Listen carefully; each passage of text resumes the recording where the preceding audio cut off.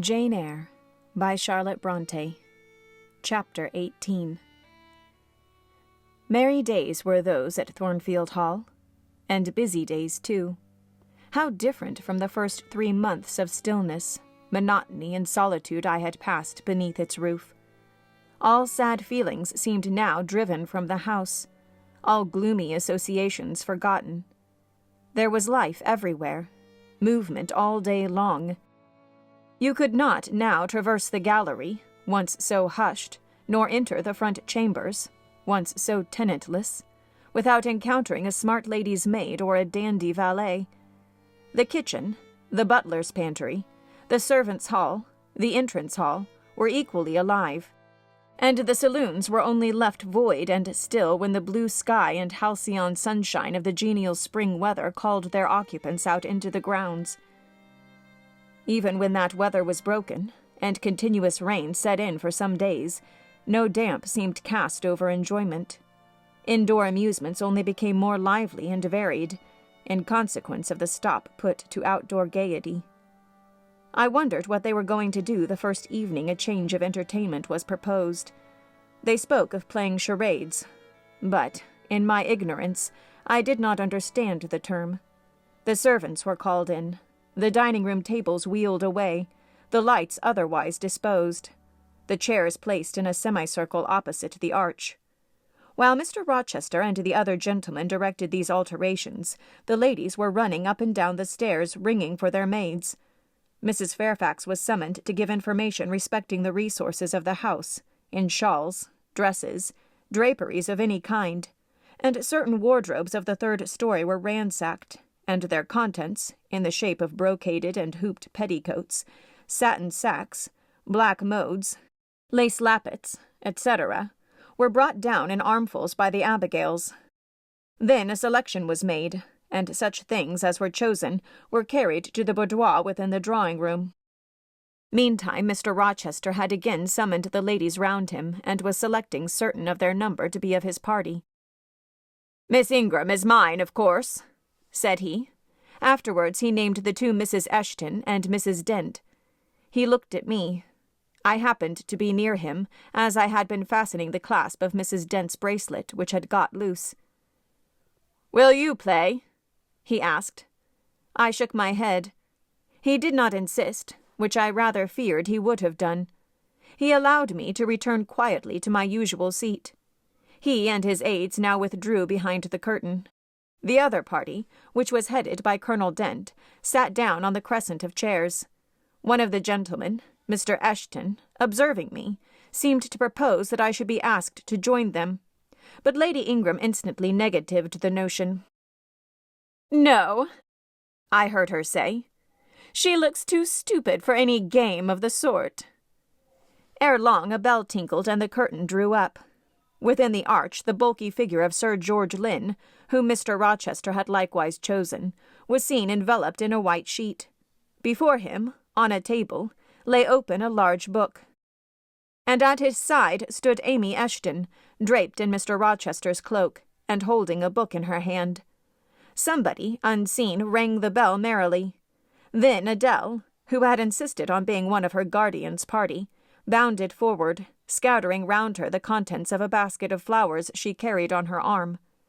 Then appeared the magnificent figure of Miss Ingram, clad in white, a long veil on her head, and a wreath of roses round her brow.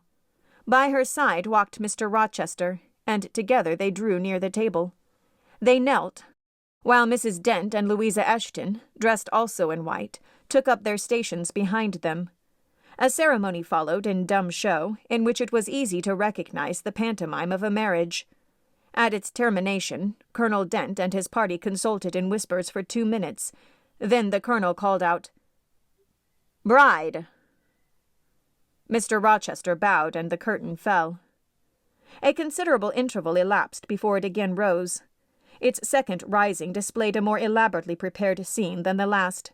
The drawing-room, as I have before observed, was raised 2 steps above the dining-room, and on the top of the upper step, placed a yard or 2 back within the room, appeared a large marble basin, which I recognized as an ornament of the conservatory, where it usually stood, surrounded by exotics and tenanted by goldfish, and whence it must have been transported with some trouble on account of its size and weight. Seated on the carpet by the side of this basin was seen Mr. Rochester, costumed in shawls with a turban on his head. His dark eyes and swarth skin and Paynim features suited the costume exactly. He looked the very model of an Eastern emir, an agent or a victim of the bowstring. Presently advanced into view Miss Ingram. She, too, was attired in Oriental fashion. A crimson scarf tied sash-like round the waist, an embroidered handkerchief knotted around her temples, her beautifully moulded arms bare, one of them upraised in the act of supporting a pitcher, poised gracefully on her head. Both her cast of form and feature, her complexion and her general air, suggested the idea of some Israelitish princess of the patriarchal days, and such was doubtless the character she intended to represent. She approached the basin and bent over it as if to fill her pitcher. She again lifted it to her head. The personage on the well-brink now seemed to accost her, to make some request. She hastened, let down her pitcher on her hand, and gave him to drink. From the bosom of his robe he then produced a casket, opened it, and showed magnificent bracelets and earrings. She acted astonishment and admiration. Kneeling, he laid the treasure at her feet. Incredulity and delight were expressed by her looks and gestures.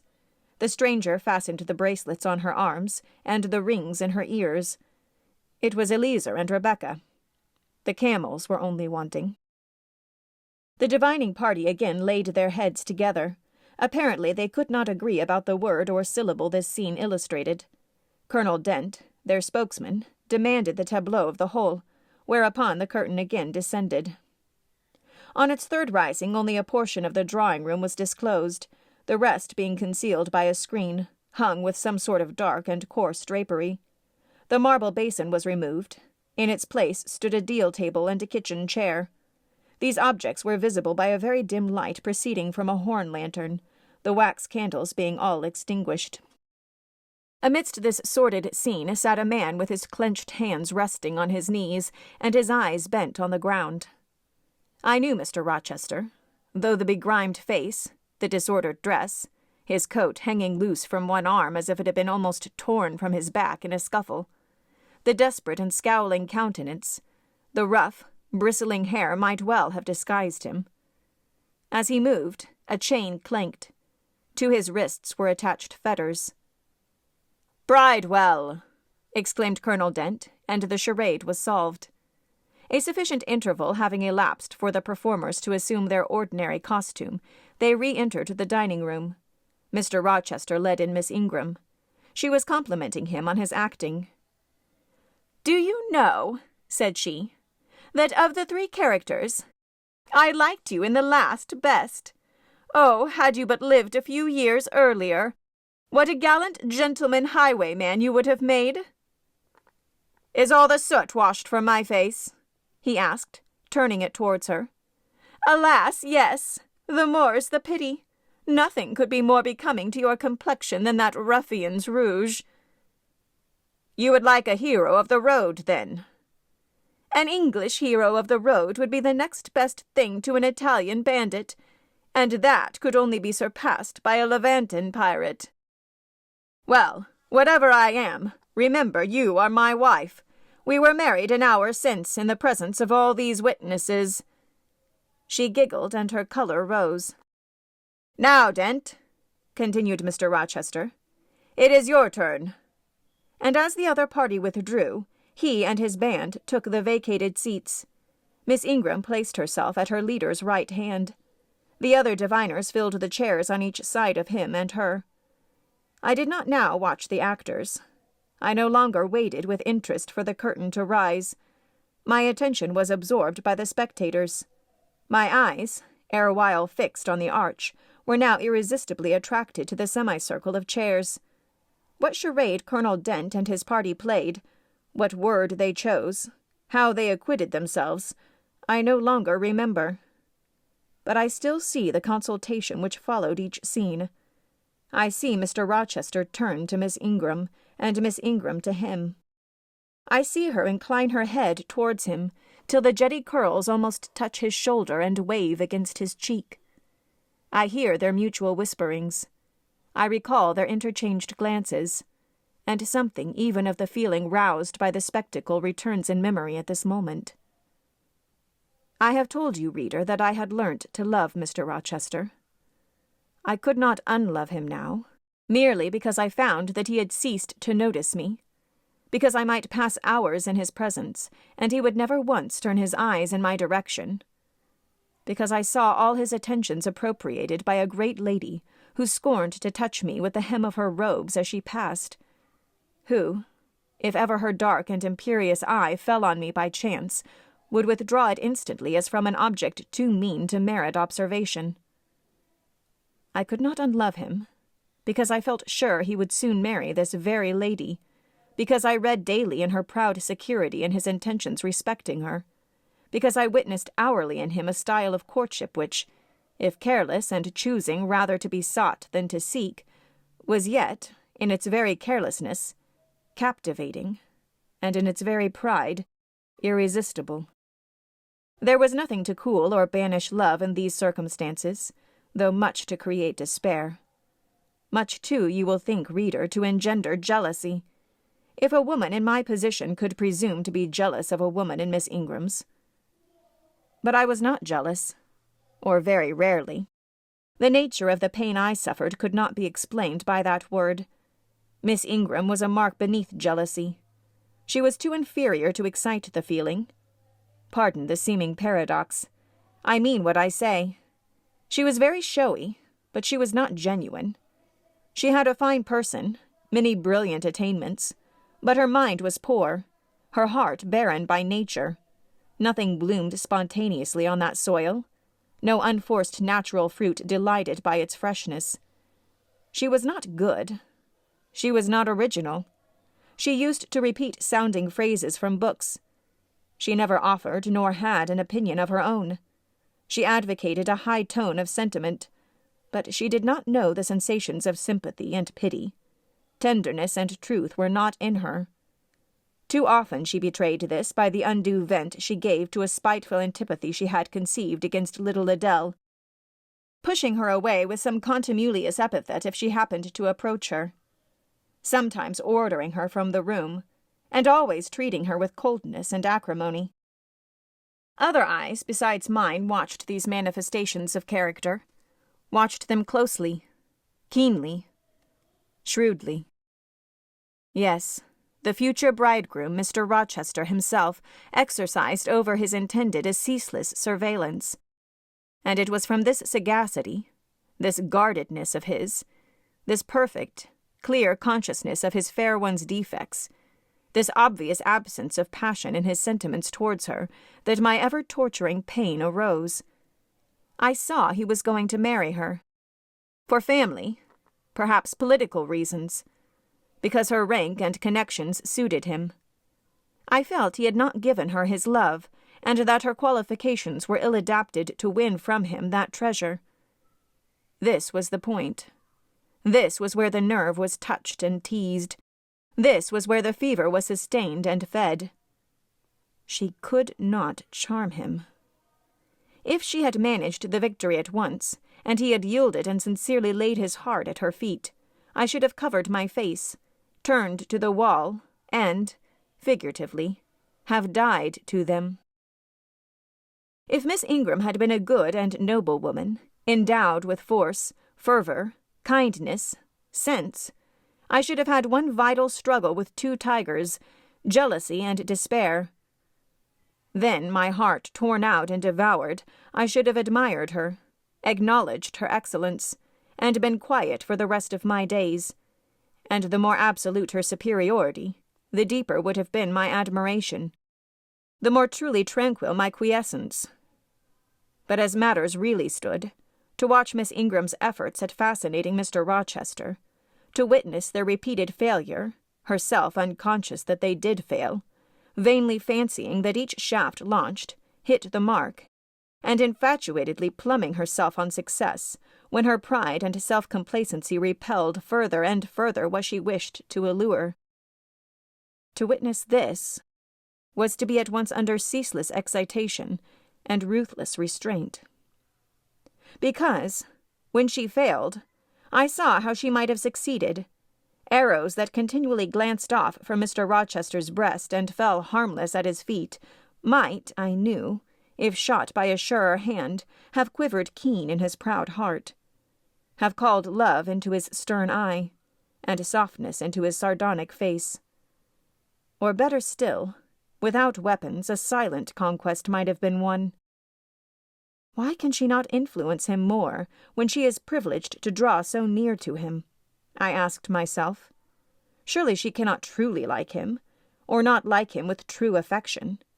If she did, she need not coin her smile so lavishly, flash her glances so unremittingly, manufacture airs so elaborate, graces so multitudinous.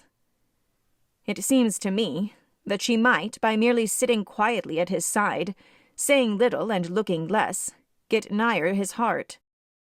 I have seen in his face a far different expression from that which hardens it now while she is so vivaciously accosting him. But then it came of itself.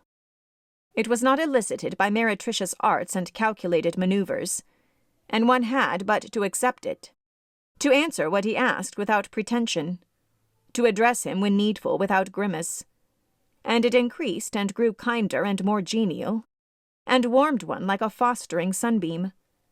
How will she manage to please him when they are married? I do not think she will manage it. And yet it might be managed, and his wife might, I verily believe, be the happiest woman the sun shines on. I have not yet said anything condemnatory of Mr. Rochester's project of marrying for interest and connections. It surprised me when I first discovered that such was his intention. I had thought him a man unlikely to be influenced by motives so commonplace in his choice of a wife. But the longer I considered the position, education, etc., of the parties, the less I felt justified in judging and blaming either him or Miss Ingram for acting in conformity to ideas and principles instilled into them, doubtless from their childhood. All their class held these principles. I supposed then they had reasons for holding them such as I could not fathom. It seemed to me that, were I a gentleman like him, I would take to my bosom only such a wife as I could love. But the very obviousness of the advantages to the husband's own happiness offered by this plan convinced me that there must be arguments against its general adoption of which I was quite ignorant. Otherwise I felt sure all the world would act as I wished to act. But in other points, as well as this, I was growing very lenient to my master.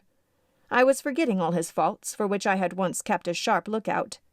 It had formerly been my endeavor to study all sides of his character, to take the bad with the good, and from the just weighing of both, to form an equitable judgment. Now I saw no bad. The sarcasm that had repelled, the harshness that had startled me once, were only like keen condiments in a choice dish. Their presence was pungent, but their absence would be felt as comparatively insipid. And as for the vague something, was it a sinister or a sorrowful, a designing or a desponding expression, that opened upon a careful observer now and then in his eye, and closed again before one could fathom the strange depth partially disclosed? That something which used to make me fear and shrink, as if I had been wandering amongst volcanic-looking hills, and had suddenly felt the ground quiver, and seen it gape. That something I, at intervals, beheld still, and with throbbing heart, but not with palsied nerves. Instead of wishing to shun, I longed only to dare, to divine it. And I thought Miss Ingram happy, because one day she might look into the abyss at her leisure, explore its secrets, and analyze their nature. Meantime, while I thought only of my master and his future bride, saw only them, heard only their discourse, and considered only their movements of importance, the rest of the party were occupied with their own separate interests and pleasures. The ladies Lynn and Ingram continued to consort in solemn conferences, where they nodded their 2 turbans at each other, and held up their 4 hands in confronting gestures of surprise, or mystery, or horror, according to the theme of which their gossip ran, like a pair of magnified puppets. Mild Mrs. Dent talked with good-natured Mrs. Eshton, and the two sometimes bestowed a courteous word or smile on me. Sir George Lynn, Colonel Dent, and Mr. Eshton discussed politics, or county affairs, or justice business. Lord Ingram flirted with Amy Eshton. Louisa played and sang to and with one of the messieurs. Lynn and Mary Ingram listened languidly to the gallant speeches of the other. Sometimes all, as with one consent, suspended their byplay to observe and listen to the principal actors. For, after all, Mr. Rochester, and, because closely connected with him, Miss Ingram, were the life and soul of the party. If he were absent from the room an hour, a perceptible dullness seemed to steal over the spirits of his guests, and his re-entrance was sure to give a fresh impulse to the vivacity of conversation. The want of his animating influence appeared to be particularly felt one day that he had been summoned to Millcote on business, and was not likely to return till late. The afternoon was wet. A walk the party had proposed to take to see a gypsy camp, lately pitched on the common beyond Hay, was consequently deferred. Some of the gentlemen were gone to the stables. The younger ones, together with the younger ladies, were playing billiards in the billiard-room. The dowagers Ingram and Lynn sought solace in a quiet game at cards. Blanche Ingram, after having repelled by supercilious taciturnity some efforts of Mrs. Dent and Mrs. Eshton to draw her into conversation, had first murmured over some sentimental tunes and airs on the piano, and then, having fetched a novel from the library, had flung herself in haughty listlessness on a sofa, and prepared to beguile, by the spell of fiction, the tedious hours of absence. The room and the house were silent. Only now and then the merriment of the billiard players was heard from above. It was verging on dusk, and the clock had already given warning of the hour to dress for dinner, when little Adèle, who knelt by me in the drawing-room window-seat, exclaimed, "Voilà Monsieur Rochester! Que avions?" I turned, and Miss Ingram darted forwards from her sofa. The others, too, looked up from their several occupations, for at the same time a crunching of wheels and a splashing tramp of horse-hoofs became audible on the wet gravel. A post-chaise was approaching. "What can possess him to come home in that style?" said Miss Ingram. "He rode Marat." The black horse. "Did he not, when he went out? And Pilot was with him. What has he done with the animals?"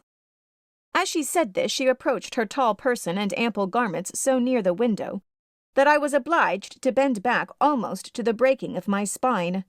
In her eagerness, she did not observe me at first, but when she did, she curled her lip and moved to another casement. The post-chaise stopped. The driver rang the doorbell, and a gentleman alighted, attired in travelling garb. But it was not Mr. Rochester. It was a tall, fashionable-looking man. A stranger. "Provoking!" exclaimed Miss Ingram. "You tiresome monkey!" apostrophizing Adèle. "Who perched you up in the window to give you false intelligence?" And she cast on me an angry glance as if I were in fault. Some parleying was audible in the hall, and soon the newcomer entered. He bowed to Lady Ingram, as deeming her the eldest lady present. "It appears I come at an inopportune time, madam," said he, "when my friend Mr. Rochester is from home. But I arrive from a very long journey, and I think I may presume so far an old and intimate acquaintance as to install myself here till he returns." His manner was polite. His accent in speaking struck me as being somewhat unusual. Not precisely foreign, but still not altogether English. His age might be about Mr. Rochester's, between 30 and 40. His complexion was singularly sallow. Otherwise he was a fine-looking man, at first sight especially. On closer examination, you detected something in his face that displeased, or rather, that failed to please. His features were regular, but too relaxed. His eye was large and well cut, but the life looking out of it was a tame, vacant life. At least so I thought. The sound of the dressing-bell dispersed the party. It was not till after dinner that I saw him again. He then seemed quite at his ease, but I liked his physiognomy even less than before. It struck me as being, at the same time, unsettled and inanimate. His eye wandered, and had no meaning in its wandering. This gave him an odd look, such as I never remembered to have seen. For the handsome and not an unamiable-looking man, he repelled me exceedingly. There was no power in that smooth-skinned face of a full oval shape, no firmness in that aquiline nose, and small cherry mouth. There was no thought on the low, even forehead, no command in that blank, brown eye. As I sat in my usual nook and looked at him with the light of the girandoles on the mantelpiece beaming full over him, for he occupied an armchair, drawn close to the fire and kept shrinking still nearer, as if he were cold, I compared him with Mr. Rochester. I think, with deference be it spoken, the contrast could not be much greater between a sleek gander and a fierce falcon, between a meek sheep and the rough-coated, keen-eyed dog, its guardian. He had spoken of Mr. Rochester as an old friend. A curious friendship theirs must have been. A pointed illustration, indeed, of the old adage that extremes meet. 2 or 3 of the gentlemen sat near him, and I caught at times scraps of their conversation across the room. At first I could not make much sense of what I heard, for the discourse of Louisa Eshton and Mary Ingram, who sat nearer to me, confused the fragmentary sentences that reached me at intervals. These last were discussing the stranger. They both called him a beautiful man. Louisa said he was a love of a creature, and she adored him, and Mary instanced his pretty little mouth and nice nose as her ideal of the charming. "And what a sweet-tempered forehead he has!" cried Louisa. "So smooth! None of those frowning irregularities I dislike so much, and such a placid eye and smile." And then, to my great relief, Mr. Henry Lynn summoned them to the other side of the room, to settle some point about the deferred excursion to Hay Common. I was now able to concentrate my attention on the group by the fire, and I presently gathered that the newcomer was called Mr. Mason. Then I learned that he was but just arrived in England, and that he came from some hot country, which was the reason, doubtless, his face was so sallow, and that he sat so near the hearth and wore a surtout in the house. Presently the words Jamaica, Kingston, Spanish Town, indicated the West Indies as his residence, and it was with no little surprise I gathered, ere long, that he had there first seen and become acquainted with Mr. Rochester. He spoke of his friend's dislike of the burning heats, the hurricanes and rainy seasons of that region. I knew Mr. Rochester had been a traveller. Mrs. Fairfax had said so. But I thought the continent of Europe had bounded his wanderings. Till now I had never heard a hint given of visits to more distant shores. I was pondering these things when an incident, and a somewhat unexpected one, broke the thread of my musings. Mr. Mason, shivering as someone chanced to open the door, asked for more coal to put on the fire, which had burnt out its flame, though its mass of cinder still shone hot and red. The footman who brought the coal, in going out, stopped near Mr. Eshton's chair and said something to him in a low voice, of which I heard only the words, "old woman," quite troublesome. "Tell her she shall be put in the stocks if she does not take herself off," replied the magistrate. "No, stop," interrupted Colonel Dent. "Don't send her away, Eshton. We might turn the thing to account. Better consult the ladies." And speaking aloud, he continued, "Ladies, you talked of going to Hay Common to visit the gypsy camp. Sam here says that one of the old Mother Bunches is in the servants' hall at this moment, and insists upon being brought in before the quality, to tell them their fortunes. Would you like to see her?" "Surely, Colonel," cried Lady Ingram, "you would not encourage such a low impostor. Dismiss her by all means at once." "But I cannot persuade her to go away, my lady," said the footman, "nor can any of the servants. Mrs. Fairfax is with her just now, entreating her to be gone, but she has taken a chair in the chimney corner and says nothing shall stir her from it till she gets leave to come in here." "What does she want?" asked Mrs. Eshton. "To tell the gentry their fortunes, she says, ma'am, and she swears she must and will do it." "What is she like?" inquired the Mrs. Eshton in a breath. "A shocking ugly old creature, miss, almost as black as a crock." "Why, she's a real sorceress," cried Frederick Lynn. "Let us have her in, of course." "To be sure," rejoined his brother. It would be 1,000 pities to throw away such a chance of fun." "My dear boys, what are you thinking about?" exclaimed Mrs. Lynn. "I cannot possibly countenance any such inconsistent proceeding," chimed in the Dowager Ingram.